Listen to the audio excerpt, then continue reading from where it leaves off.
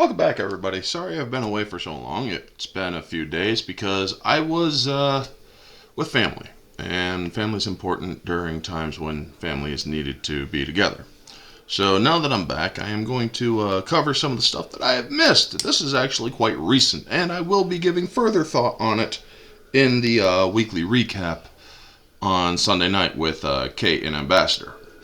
So, apparently, there is now a transgender clone in Star Wars under Disney's fake Star Wars, their attempt at Star Wars. I have always said, and I will always remain this, folks, as long as I have been a YouTuber, I have always been under the impression that Disney's Star Wars is not actual Star Wars. It is their attempt at Star Wars. While they did a decent job with Rogue One, I still don't consider it Star Wars. Even though that was their best product they did, it was still flawed. But getting into this stuff with a transgender clone trooper. Wow. I do have thoughts, and these are going to be drawing from facts from the movies, from the reports that have been going on, because I do have a Bounding article that is based on this, or there is a Bounding article that I will read from. But yeah, this is the oldest post that I found on X, and I want to read it. A transgender stormtrooper is now being depicted in Star Wars lore. After being first conceptualized in 2022, the character, hilariously named Sister, was written into an illustrated encyclopedia for children. I would immediately ban that book for having sexual connotations towards children and trying to preach to them about sex and whatnot. I would have that book unable to be consumed by children.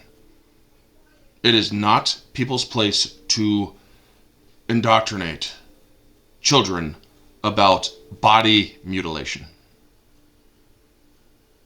It's not. But let's get into it. He is a clone that is an intergalactic soldier, but still has time for this, I guess. Of course, it makes no sense, but it never does to these people. And you're right, it doesn't make sense. So Andrew Chabados, good man. Good points. Now let's get into the article by Bounding into Comics. Now, I do have my own thoughts on this, folks. I mean, if you've seen Episode 2 of Star Wars, which is Attack of the Clones, you understand why this is an impossibility. Because, well, they were bred for one purpose only, and that was war. The Commandos, however, they had a little bit more individuality. And the Null Art troopers had full individuality. So, yes, that's why they were considered undesirable failures. However, they were kept by Cal Skirata. But that was the EU, not Disney. In Disney, they have the touchy-feely female clones and the Bad Batch, which, while it has entertainment value, it is still based off of a concept that came from the EU and then twisted to fit Disney's shitty narrative. But let's get into this article from Bounding into Comic. Shout out to Spencer Backley from Bounding, who did this article. Disney and Lucasfilm provide first official look at Star Wars' new transgender clone trooper. I wouldn't use this as the thing because, well, let's face it, this is from Genndy Tartakovsky's a far more superior Clone Wars show than Filoni's Tainted Verse. But let's get into it. Roughly 2 years after the character was introduced to the galaxy far, far away, a newly released Star Wars encyclopedia that is meant for children has provided audiences with their first look at the franchise's first ever transgender clone trooper. Making their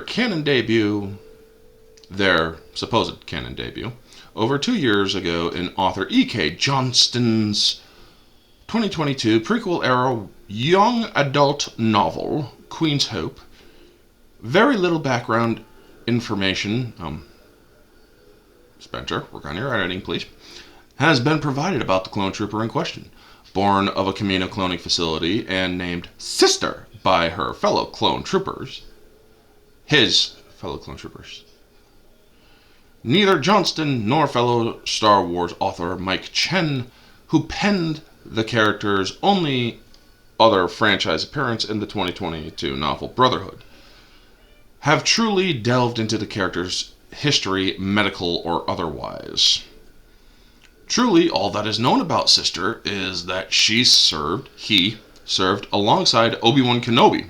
It's weird, I never saw a transgender clone in the Clone Wars show, or in Genndy Tartakovsky, or his Clone Wars, or in Filoni's Tainted Clone Wars. I never saw a transgender clone.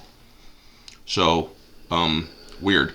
Anakin Skywalker and Commander Cody in the Clone Wars, and that he once held some reservations about whether Jedi would accept his transgender status. Dear Lord, the Jedi are all about transcending things. Anakin tells her in Queen's Hope upon learning about his origin, I don't think we can complain if you've transcended gender.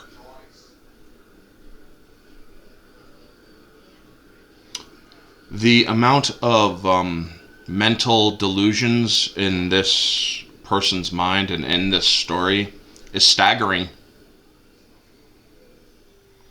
To this end, not only does Sister currently have a little more character than any of the millions of other clone troopers seen throughout the series, but it's also currently unclear just how he came into his transgender identity. To play devil's advocate, it seems like the eventual canon explanation could have or would have to be based on a hiccup with the Kaminoan's cloning process, which is impossible, as otherwise it would imply that the transgender is simply a social choice, and that would open up an entire can of counter discourse that it's unlikely Johnston would have considered. Upon his introduction within the pages of Johnston's story, very little visual information was provided about Sister's physical appearance, with only confirmed information being that he shared the same base attributes as his father, the template, Jango Fett. To rectify the limitations of his medium, or her medium, Johnston would commission artist Uzuri Art to provide an unofficial character portrait for Sister, therein depicting the clone trooper as also having long braids and wearing custom battle armor adorned with the colors of the transgender pride flag. This unofficial appearance would later be canonized by Chen and Brotherhood.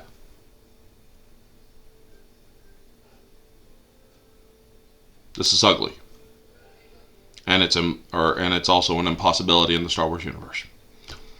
Impossible for humans, that is. However, while this art has simply existed as personal piece of fan art, it was officially adopted as his official appearance, in the newly released Star Wars Secrets of the Clone Troopers.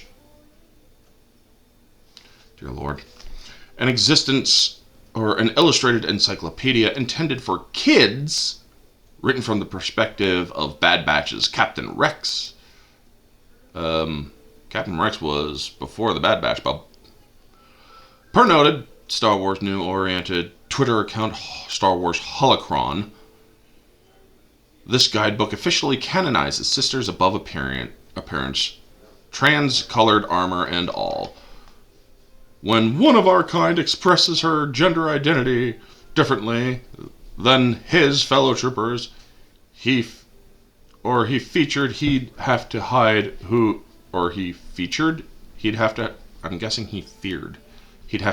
he truly was, says Rex in the guidebook. Fortunately, her brothers in the 7th Sky Corps gave him the name Sister as a constant reminder that he belonged. Now, for those interested in checking out the proof for themselves, Secrets of the Clone Troopers is now on sale wherever books are sold. And I don't need to check it out because let's go into some lore, folks. Canon lore, as in the canon from the movies, like Attack of the Clones. Yeah, they were all bred the same way. Each clone trooper bred exactly the same way. less independent than the original host, meaning they all are basically bred to be a unit commanded by Jedi. They are not thinking about things like, oh, I might feel like I have a different gender. Nope, they don't think that. They are not programmed to think like that. They don't have the individuality to think like that. And if they did, all the fucking clones would be trans. All of them would. Now again, clone commanders, Delta Squad and Omega Squad, they have a bigger sense of, or they have less independence, or more independence rather. And then the null arcs, which would have been, if this sort of twisted logical or twisted way of thinking was actually existent in Star Wars, they would have had full independence. And then they would have actually been able to think whatever they felt like and whatnot. Because that's what the null arcs did. They have kids. The null arcs, they have kids. Even one of the commandos, clone commandos, which was Darman, he has a kid with a Jedi. But yeah, the thing about this whole transgender issue, there is no such thing as transgenderism in Star Wars. These people who are in charge of it now are so upset by this fact, and facts don't care about their feelings, that they can't handle it, that they are unable to identify with somebody because, well, they don't think like they do. Or they don't look the same as they do. They don't fuck the same as what they do. You see what I'm saying, folks? The genetics done by the Kaminoans made it so that all of these clones would basically have the same training, except for commandos and the ARC troopers. They would then have the same thought processes. Some of them, of course, due to battlefield experience, would eventually develop their own personalities, but it would have nothing to do with gender identity. All of them knew they were men. Manly men. And yes, I have even said back in the other streams and whatnot, male clones, the clones, many of them, if you do introduce a sexual element in there, would be bisexual. Because, well, a lot of them in the trenches, if they do get confused about sexual urges, they would most likely enact them upon their own genetic doubles. But they don't honestly do that. I mean, well, you have Etain Turmur Khan, who had sex with a clone, got pregnant, and had a baby from a clone named Venku Skarada. But yeah, you also had clones who deserted. You also had clones who were the null arcs, who honestly pulled off one of the best heists in any sort of heist history. They pulled trillions of credits away from the Galactic Republic to become like the richest frickin' Mandalorian clan out there. But yeah, they don't have, because of how they were bred and how they were created, they don't have the individuality to think about gender identity. That's not what they're made for. They're made for pew pew, shoot shoot, kill droids, serve the Jedi. No clone trooper is going to have that sense of gender dysphoria. Gender dysphoria doesn't exist in Star Wars. Because, believe it or not, humans in Star Wars are mentally ascended, higher thinking than humans on Earth. They actually have a more surefire belief of who they are. Yes, lesbianism and gay characters do exist. Gorn Bevine and Medrit Vassar are gay Mandalorians. Gorn Bevine happens to be one of Boba Fett's happens to be Boba Fett's second in command when Boba Fett is Mandalore. So yeah, there's gay Mandalorians, there's bisexual clones. I mean, it's not beyond the pale of reason. But there is no such thing as a transgender clone. because that literally falls beyond the pale of the mental states of the clones. Now, yes, they may discover sexuality, they may discover sexual urges, but they are not going to say, I don't feel like I am a man. I feel like I am a woman in a man's body. No, they wouldn't have that sense of individuality. They gain individuality through experiences on the battlefield, but the battlefield is not going to make you question your gender. It's not going to make you say, I think I am in the wrong body. I don't think I'm a man anymore. I think I'm a woman. There's no psychological pinnings to actually activate that line of thinking on a battlefield. It just doesn't exist. But these people who are in charge of Lucasfilm now, who are creating these twisted stories that are going to try to warp the minds of our children, that's their goal. They don't care about the logic, folks. They only care about abusing your children. That's all that their point is, because this is marked for kids. This is meant to be consumed by children, to teach them tolerance, instead of teaching them the facts that there are people who believe in that they are not what they are. And while it is okay to sympathize with them, it should not be okay to enable a delusion. Now, folks, I know transgender people. I respect them. And I respect their sense of individuality. However, the second that they start putting on my kids is the second that I will start speaking out against it. And that is what I am doing. I don't want children who are not yet mentally able to understand sexuality and gender identity to consume any of that without their parents' knowledge. That is the biggest part of this here. Now, folks, again, transgender clones isn't a thing. They may create a transgender clone and say that it's canon in Disney, but we all know how consistent Disney canon is. Disney canon is 10% consistent. They have comics that contradict their Disney trilogy. They have comics, they have multiple comics that actually contradict their movie Disney trilogy. They have shows that are contradicting movie lore that was established, the rules established by the original trilogy and prequel trilogy by George Lucas. Those 6 movies are the defining rule setters for Star Wars. Things like TIE fighters not being able to go into hyperspace because they are too small and they do not have hyperspace capability. The fact that they have, or that the pilots of TIE fighters have to carry their own life support because there is no life support in a TIE fighter. Well, look at Disney's continuity. Now, I am not saying that the EU, the expanded universe that is now decanonized and turned into Legends, which I believe that is canon more than Disney stuff.